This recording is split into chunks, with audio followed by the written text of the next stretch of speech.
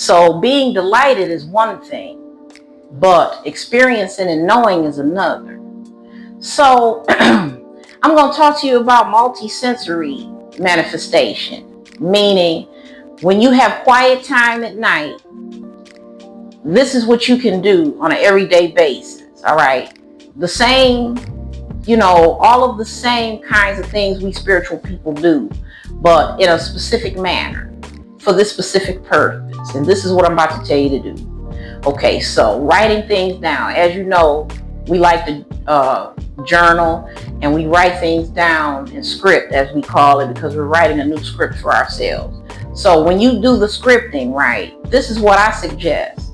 Get you a novelty ink pen and paper, okay? It don't even have to be expensive, or it can be if you want it to be.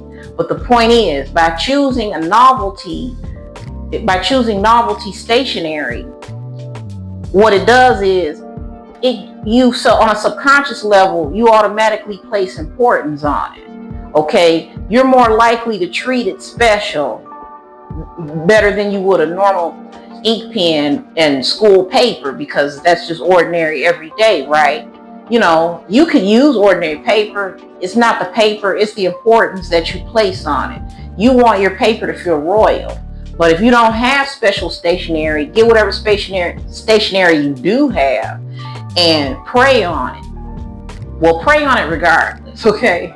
Set intentions on your pencil and your paper. Well, your ink pen. Ink is better. Ink is more permanent. Well, it is permanent. You take that ink, that pen, and your stationery. Set an intention on it, okay? Close your eyes. Put yourself in a good space. Talk to the paper. Take your fingers and roll it around the paper and say, this is the paper that is magical to me. Okay, you can just do that. That's good enough. All you're really doing is putting your energy on it. Okay, you want to make sure this paper knows its job is to write the rest of the story for you. Okay, got it? Now you've done that. So you set a distinct bedtime. You find 5 things to focus on, because you don't want to overwhelm yourself. But these 5 specific things are easy, because you only got so many hours in the day, and you need stuff to focus on as you go throughout your day rather than your normal stress, right? So you pick 5 things, whatever they are. And then, of course, you write it down as if it already happened and that you already have it. But not just that. You figure out a way to feel it, okay? You have to really feel like this is real, not just write it down. And if you do feel skeptic, again, we talk about that. That's okay. Just keep it up. You won't feel skeptic no more. But the point is, the whole idea, wherever it takes for you to get there, the whole idea is to be in it. All right, so we got that part down. Now, this is how you're going to help yourself be in it more. It's the multi-sensory experience that you're giving yourself. And what I mean by that is, now that you've written your 5 things down and you've talked about it as you wrote it, you fold it, put it under your mattress. Now you sit on that same mattress and you get an object. I'm going to use fluffy coat, a fur coat, for example, but it can be any object that takes you to a place you want to go. So for the example I'm using, a person wants to be richer and they want to live in a luxurious home. So they would get a little fur coat, whether it's real or fake. Put the coat in their lap on the bed, close their eyes, have some soft music of choice in the background. It has to be music that makes you feel like you're in something expensive, whatever that is for you. Got it? Now, you just taking care of 2 senses, your sense of hearing and your sense of touch. Okay, now, since you've engaged 2 senses, you're closer. It's almost like you're really physically in that room, in that mansion, even though you're not. Because according to the specialists and everybody in their experience, our brain doesn't know the difference. So that's why we shouldn't harbor on heavy things, because our brain thinks that that's where we physically are. So when you do multisensory, what am I trying to say, y'all? Manifestation, but meditation, visualization techniques. When you are in your visualization, manifestation, you need objects and things to engage your senses. Okay, so I know you're with me thus far. So you close your eyes. You find this object, the fur coat. You sit the fur coat in front of you in your lap. While the music is playing, you're running your fingers over the fur coat. Now the brain is working. Oh yeah, I forgot, guys. You need an aroma. Well, yes, you need it. You need it. Now that's 3 senses engaged. You want to engage as many senses as possible to make it easier for yourself. Your visualization won't be as difficult. Now that's not to say that you can't just sit at your, no, don't sit at your desk at school.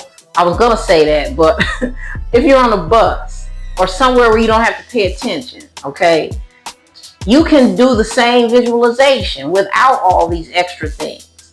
But we're talking about what you're doing as a nightly routine every night, just to be there. Now, if you do this every night, okay, this will lift so much off of you, because then as you go through your day, work, school, whatever, you won't feel so worried, you know. And it's not that you don't believe it's real for you, but that's just how it happens sometimes. You know, when you try and manifest something that ain't here yet, yeah, it's coming, and sometimes you're like, but dang, I want to have fun now. And I get that. So you have fun by multi-sensory expression in your visualization, because your subconscious is being fed. So when you get up in your waking state, it's not as hard to be there in the mind, because you fed the subconscious through the senses, okay? The calmest mind feeds the subconscious, okay? That is why it's so important to have soft music, even candles, low light, things that really like physically slow your brain down, okay? Physically slowing the brain down, okay? And the subconscious gets fed.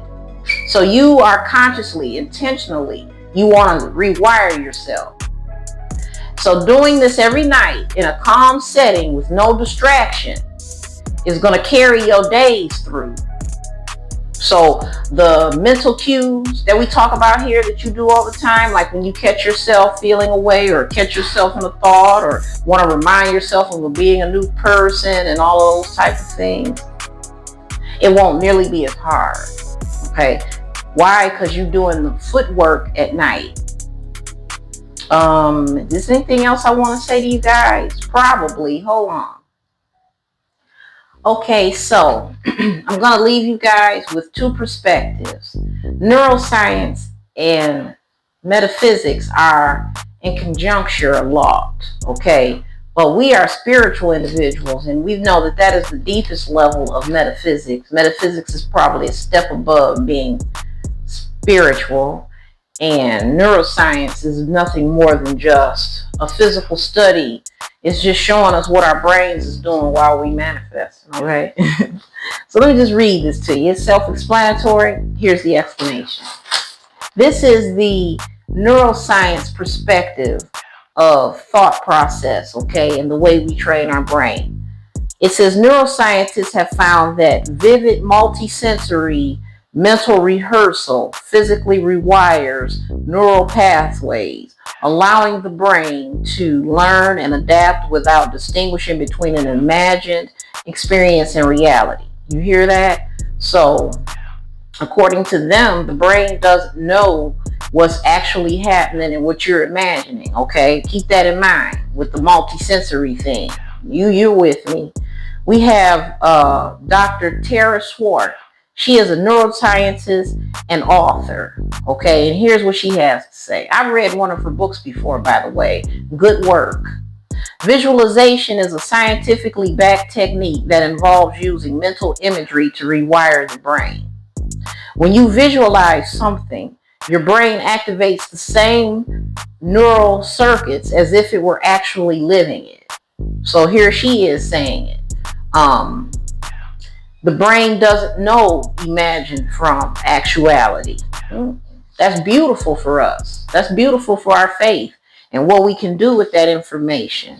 All right, let's read Dr. Pascal Michelin from Washington University in St. Louis. He says mental practice can enhance motivation, increase confidence, and self-efficacy, and prime your brain for success. Okay, keep that in mind. You read the subconscious mind, okay, priming you. That's why I was saying, you know, at night when the brain waves is low and you can lower them, and you don't have interruptions, you know, all the soothing music, the candles, the smell, rub something pleasant.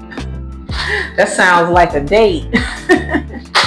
Anyway, I'm talking about manifesting through meditation and visualization, okay? But hey, if you need to go on a date, hey, do that.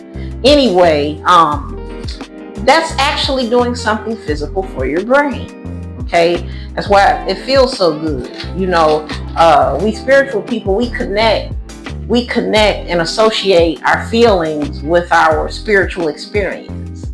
You know, some things you may not be able to explain why it works, you just know it does. But thank God we have science to give us a little proof that we aren't crazy.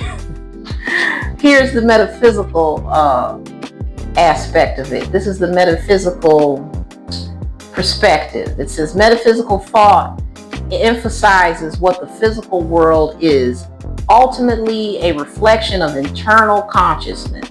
By visualizing a goal with strong immersive emotions and all of the five senses, you align your subconscious mind and energetic frequency with that reality, ultimately attracting circumstances that match your vision. You see? So, multi-sensory, you just making it easier. Make it easy on yourself. The brain doesn't know if you're really there or not, so make it think it as much as you can. Do that every night. I have a couple words from Neville Goddard. He's a what they call a new thought author from his time, okay? You must assume the feeling of the wish fulfilled. By your imagination, man becomes what he is. Through your ability to mentally experience reality, you can call things that are not seen as though they were. See, on a spiritual, metaphysical level, same thing the doctors are saying. Well, metaphysics takes it a step further because we feel like we're calling the things in too, you know. But, well, it's really the same because the neuroscientists will tell you you're priming yourself to be away. Spiritual people we're priming ourselves to attract a thing. So, however you want to look at it, engage them senses, visualize, and attract. One more, and then I'm going to go. This is from Dr. Bruce Lipton, who's a cell biologist and author of The Biology of Belief. Here's what he has to say. Our bodies can change based on our thoughts, changing our perception of our environment and altering our thoughts. Thought patterns through visualization allows us to change our bodies and our perceived environment. He says you can change your body through thought process, okay? Cell biology. Talk to the cells in your body and make a change. Try it. Do it. Because ultimately it's coming from you anyways. So what do you want to come from you? Don't lose faith in that. Now there you have it, guys. You got scientific proof. You got spiritual proof, metaphysical proof. I guess that's smack dab in between science and spirituality. So there it is. It's you. You are literally the captain of your ship. You're the co-pilot, co-create.